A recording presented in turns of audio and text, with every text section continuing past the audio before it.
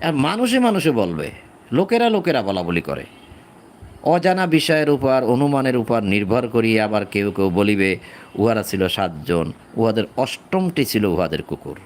এখন আল্লাহ রসুল্লাহকে বলতেছেন যে তুমি বলো, কি বলবে তুমি, যে আমার প্রতিপালকই উহাদের সংখ্যা ভালো জানেন।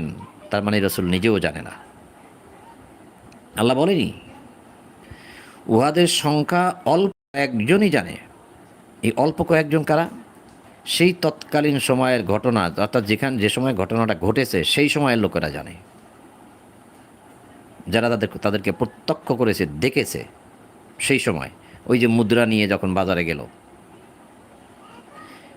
রাসূলুল্লাহকে আল্লাহ বলছেন যে তুমি বলে দাও যে আমার প্রতিপালকই উহাদের সংখ্যা ভালো জানেন।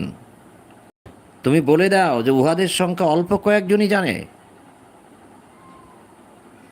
এরপর রাসূলুল্লাহকে আল্লাহ বলছেন যে সাধারণ আলোচনা ব্যতীত তুমি উহাদের বিষয় বিতর্ক করিও না, এবং উহাদের কাহাকেও উহাদের বিষয় জিজ্ঞাসাবাদও করিও